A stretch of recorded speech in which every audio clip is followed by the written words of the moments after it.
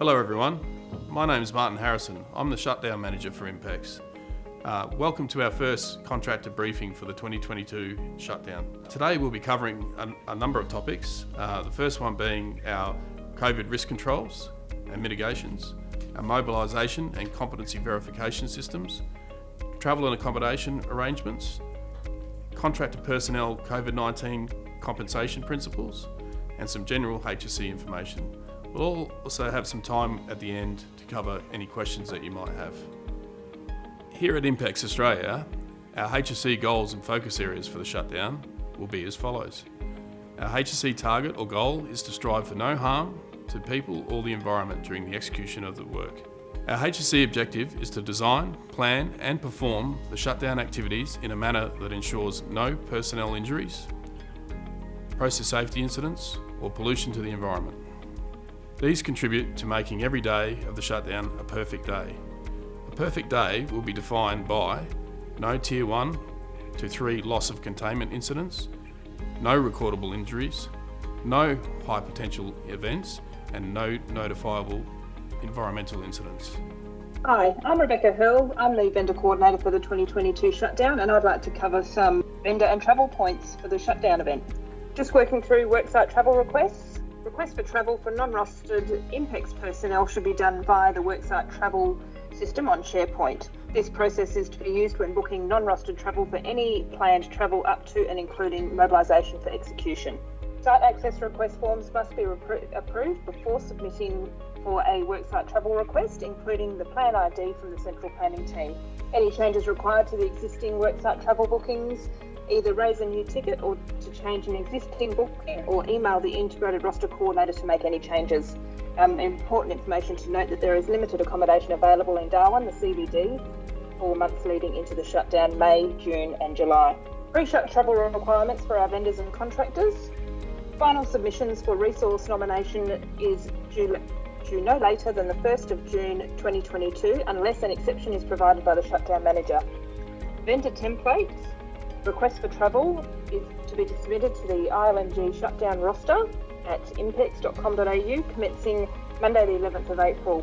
The team will be looking after all the pre-shut travel requirements, and this information will be recorded in the ILNG event master roster.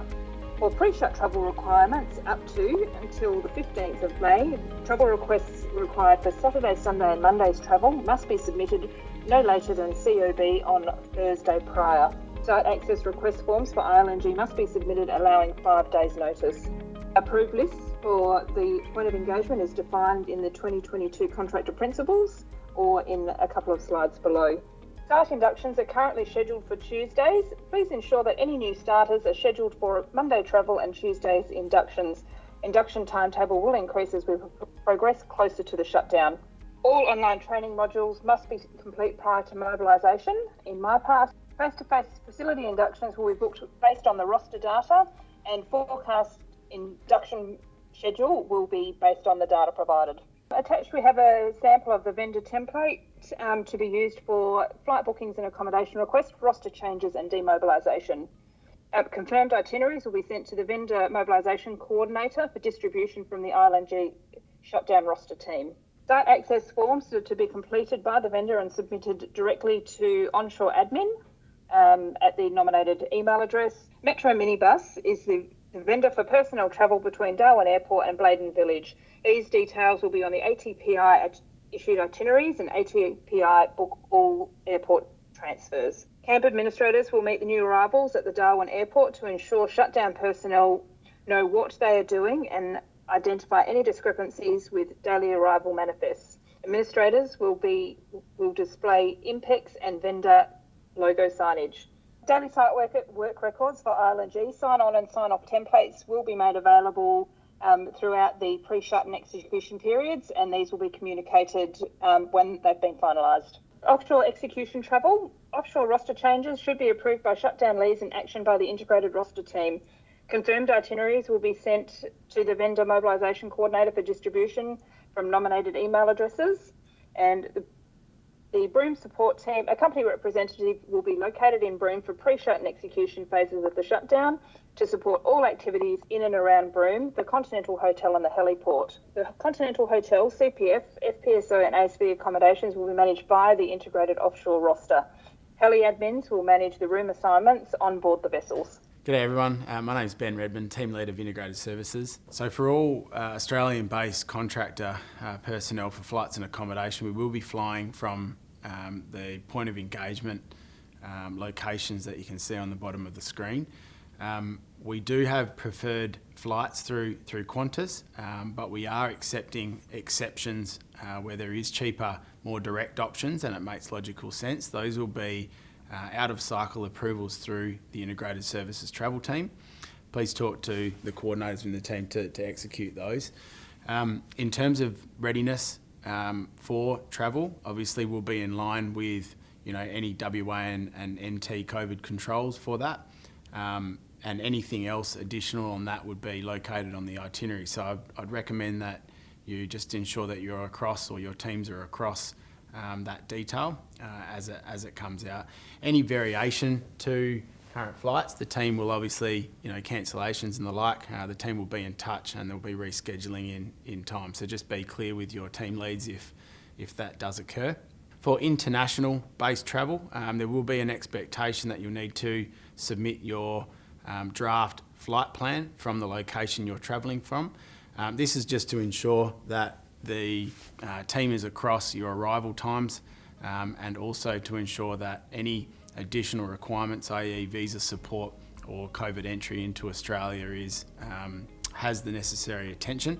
And again, we can cater for your hotel and or helicopter seat arrangement once you arrive into Australia and you're ready to head offshore. Additionally to all this will be the need for those heading offshore to comply with the current rules around helicopter travel. A lot of this information is captured on the itinerary, so please ensure that you're across that. The obvious weight restrictions and certain bags that are required for that travel, so please ensure you're across that detail. Any exceptions, i.e. Wanting to get certain equipment out there or tools, please talk to the team. There's a couple of email addresses that will be provided at the bottom of this slide deck to ensure that it's out there for your readiness to work.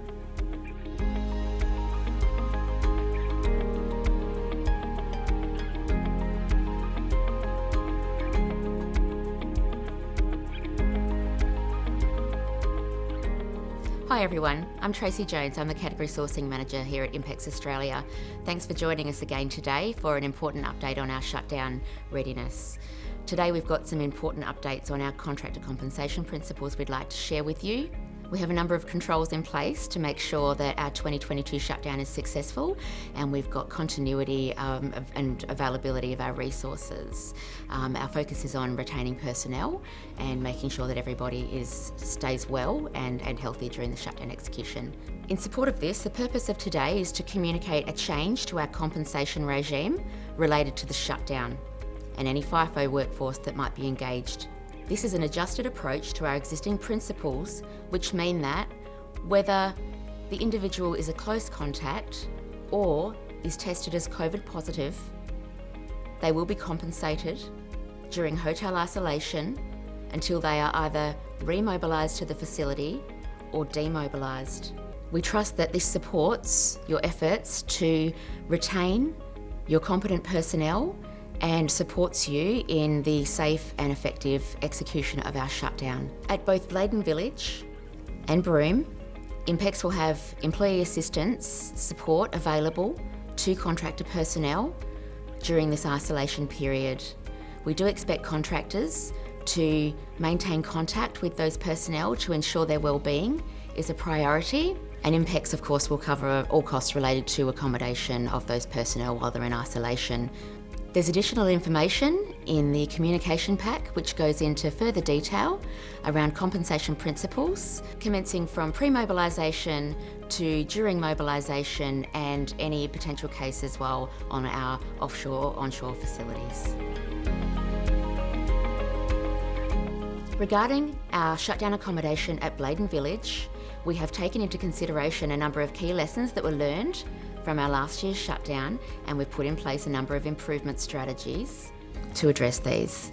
This year, we'll be using Bladen Village A and B blocks, which are in a good location with access to the general store, which will be operating and stocked with toiletries, snacks and other basic necessities. The rooms are of a high quality and each have their own amenities, and the facility has a swimming pool, gym and rec room available. Security will patrol the camp on a 24/7 basis during the execution period. We will have a HR, IR, HSE and EAP facility and representative on site available to all personnel. A medic will also be available at the facility. On-point services will be providing support services this year in the form of catering and cleaning. They'll also provide 24/7 duty manager coverage. Buses will operate for day and night shifts to transport all residents to and from Bladen Village and site. We would like to remind everybody of our expectations that all personnel abide by the INPEX values and code of conduct. All personnel checking into Bladen Village for the duration of the shutdown will be expected to acknowledge, agree and sign the village rules and code of conduct. Any form of harassment, bullying or antisocial behaviour will not be tolerated and may result in an individual's accommodation being revoked. INPEX have reviewed and addressed lessons learned from Bladen Village during the 2021 shutdown, and we strive to provide a positive and inclusive experience during 2022. And we thank you for your support in this. With respect to contractor personnel that are accommodated at Bladen Village for the ILNG shutdown, if there is a suspected case or a close contact requirement for isolation, the company will pay those FIFO contractors the shutdown standby rate for the period the individual is in quarantine accommodation at Bladen Village camp, until such time that the isolation period has been complete, where mandated, or when the individual returns a COVID-19 negative test result and they either return to normal duties or are demobilised.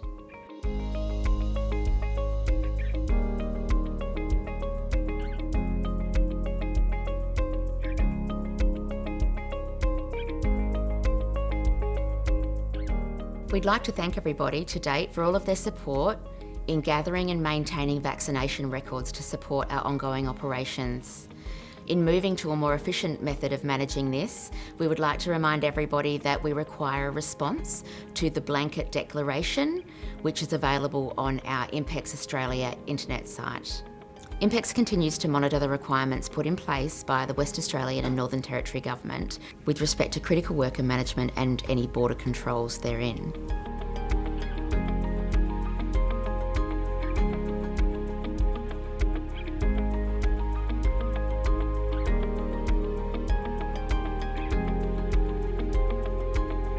Hello everyone, my name's Brian McCaffrey. I'm the Senior HSE Advisor for the Shutdown and Implementation team. I'm part of the Shutdown team, and today I'm going to go through a couple of key things with you regarding the Shutdown COVID Management Plan and the Shutdown HSE Management Plan.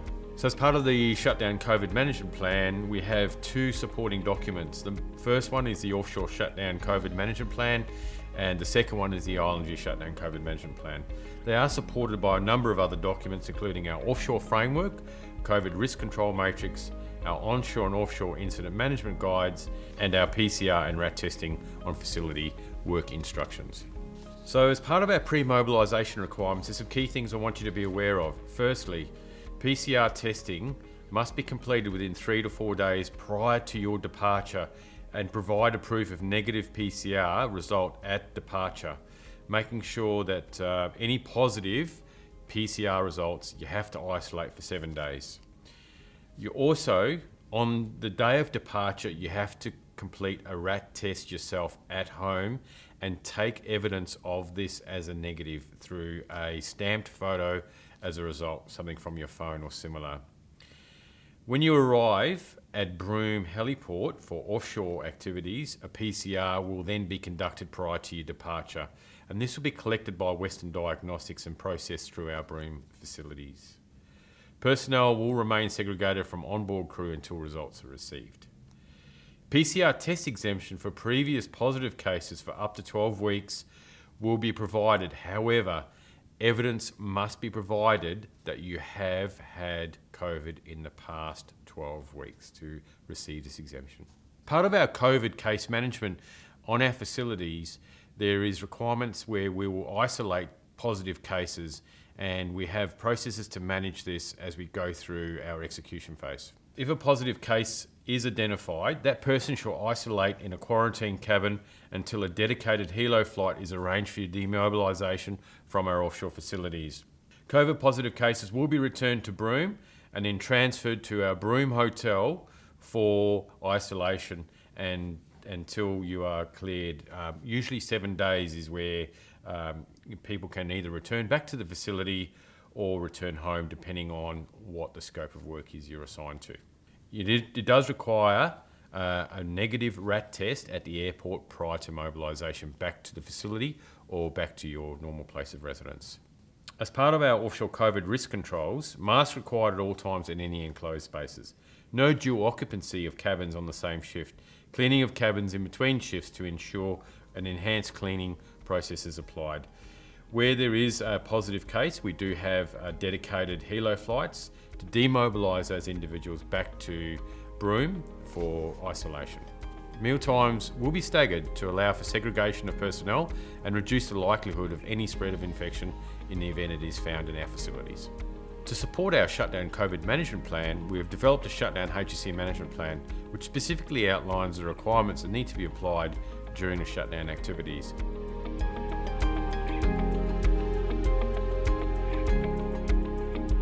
So as part of our shutdown HSE management plan, we have key focus areas for the shutdown, and these include lifting activities, fatigue management, dropped objects, heat stress management, line of fire including hands and fingers, waste management and housekeeping, PPE compliance, visible presence in the field, and of course ensuring we have a leak-free startup. To ensure we meet all our HSE requirements, there are a set of HSE expectations we expect to see from everyone.